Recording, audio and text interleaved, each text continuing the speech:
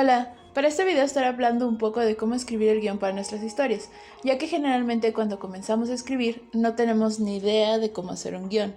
Si bien cada quien tiene su propio estilo y proceso de trabajo, también es bueno conocer lo que se usa en la industria, sobre todo si quieres profesionalizarte o si entras a trabajar a un equipo de manera más formal. Si te gusta leer cómics o leer buenas historias, o si estás buscando tutoriales y tips para hacer tu propia historia, llegaste al lugar correcto. En mi canal comparto mi experiencia y conocimientos que he adquirido después de transformar mis ideas en cómics, los cuales puedes leer en los enlaces de la cajita de descripción.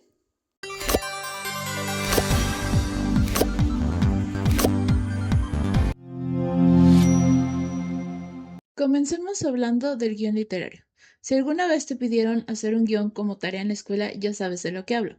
Pero si no, el guión literario contiene la narración, los diálogos y las acciones y también los escenarios de la historia que vamos a dibujar.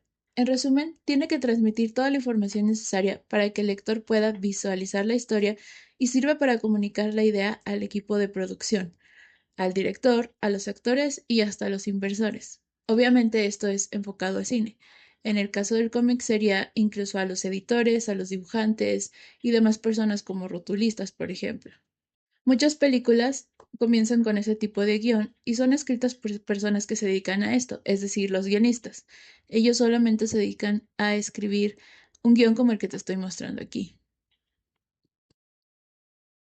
Este es el que más uso porque siento que me permite concentrarme más en los diálogos y en las acciones de los personajes sin tener que preocuparme por los ángulos de cámara o número de viñetas. Y pues, como ven, solamente es el nombre del personaje, como que el diálogo y, por ejemplo, aquí la indicación rapidísima de dónde es y a lo mejor la descripción de qué es lo que hay en la escena, ¿no? Por ejemplo, piso compartido, recibidor y comedor, la puerta principal se abre y entra ese personaje con su mochila y bla, bla, bla, ¿no? Y aquí cada uno va poniendo lo que viene siendo el diálogo. Una vez que tienes el guión literario, es momento de desarrollar el guión técnico. En el cine, esto sucede cuando un productor aprueba un guión literario y comienza la producción de la película, incluyendo obviamente el director y los cambios que él o ella considere necesarios. Además, añaden detalles técnicos que se necesitan para realizar cada uno de los planos de la película, como aquí ponen escena uno, plano 2, 3, 4 y el encuadre que necesitan. Y eso es lo que nos va a dar como el movimiento de cámara.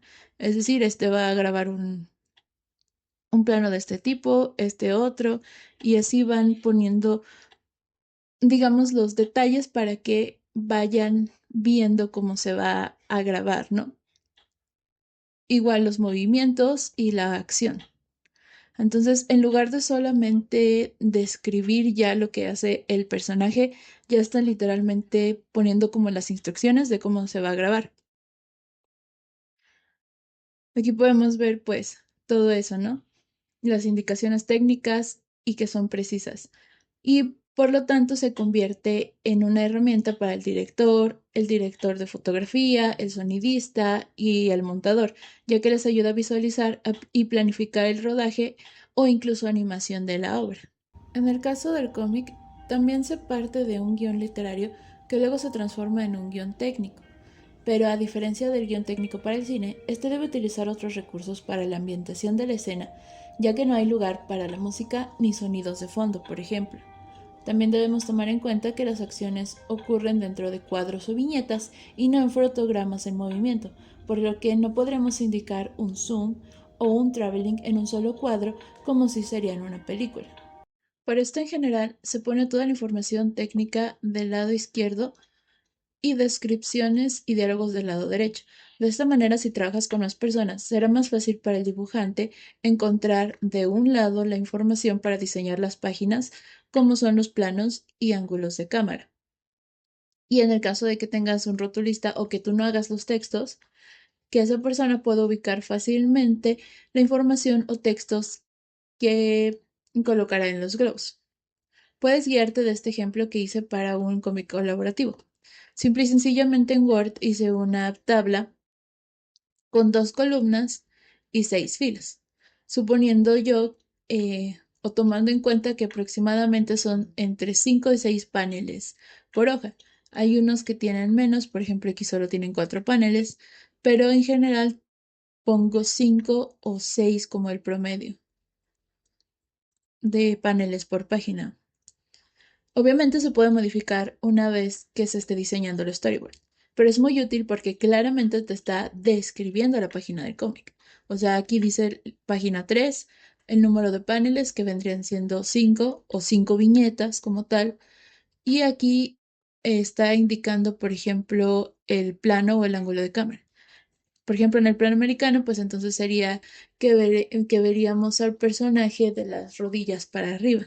Y aquí ya está describiendo la acción y también está poniendo el personaje, bueno, el personaje y el diálogo. Veamos este ejemplo. Aquí podemos ver cómo es el guión literario de esta historia y cómo se centra más en contarla. Aunque tiene indicaciones de dónde ocurre la escena, como aquí interior de la casa y que es de noche, nos podemos imaginar de diferentes maneras la escena. Por ejemplo, aquí dice, Pedro, niño de 10 años, está sentado en su cama leyendo un cómic de superhéroes. Su madre entra en la habitación. Obviamente le dice, ya es hora de dormir, deja el cómic y apaga la luz. Ahí nosotros nos podemos imaginar, por ejemplo, que la primera viñeta sería del protagonista pues sentado en su cama y que nosotros lo viéramos de frente, como si nosotros fuéramos el personaje de la mamá. Aunque también podría ser que bueno, que lo imaginemos como, como si estuviéramos atrás de él y que viéramos a la mamá de frente en la puerta y lo viéramos a él de fondo y viéramos un poco de detalle del cómic que está leyendo, ¿no? O sea, son dos maneras que se me ocurren como de poder dibujar estas dos primeras líneas. Pero cuando ya se pasa al guión técnico, que por ejemplo está aquí, ya nos dice exactamente qué es lo que se imagina bueno, más bien, ya nos da la indicación precisa de lo que es la escena. Entonces, por ejemplo, aquí dice plano general, cámara fija, iluminación suave y sonido ambiente. Obviamente, para cómic, pues podríamos omitir un poquito lo del sonido ambiente, pero sí podemos tomar, por ejemplo, en cuenta lo que es la iluminación suave, sobre todo si utilizamos color. Entonces ya aquí la descripción es, vemos la casa de Pedro, una típica casa de 2 plantas con jardín. Está de noche y hay una luz encendida en una de las ventanas de la planta superior.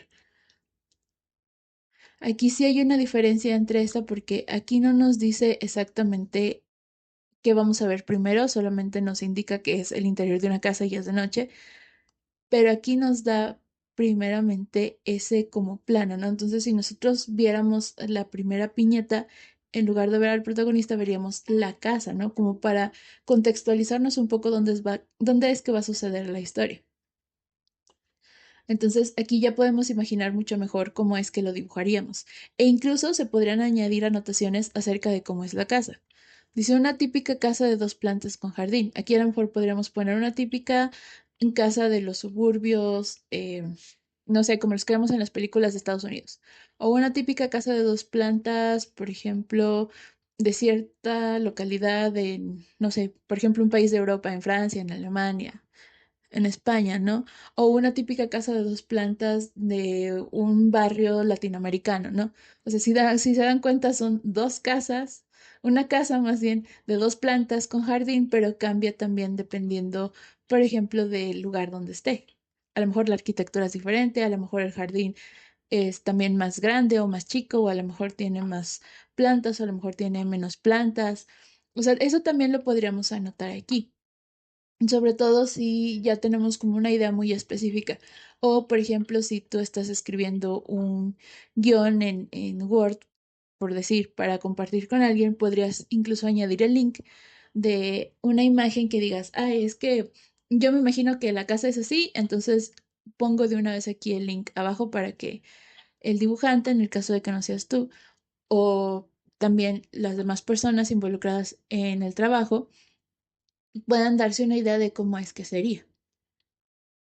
Y así es igual con todas las demás escenas. Entonces, en lugar de solamente contarnos Como aquí lo que pasa, por ejemplo, de que la mamá manda al niño a dormir, el niño no quiere y luego se están ahí como negociando esa parte, ¿no? Y ver cómo la mamá acuesta al niño en la cama. Aquí ya tenemos la indicación más, este, clara y precisa. Igual aquí el plano medio, la cámara que hace, el plano detalle. Por ejemplo, aquí en este plano detalle no estaba indicado en el guión literario, pero aquí es importante para que podamos ver, por ejemplo, lo que es el título del cómic y cómo es su, bueno, cómo es que se ve, ¿no? Por así decir, la apariencia.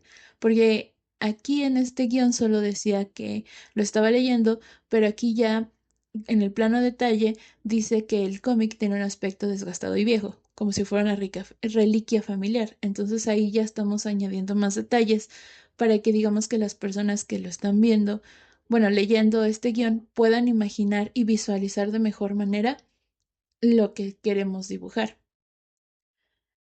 Y pues hasta aquí el video de hoy. ¿Qué te pareció? ¿Haces tus cómics en equipo? ¿Alguna vez has colaborado con alguien más para hacer una historia? Cuéntamelo en los comentarios y nos vemos en el próximo video.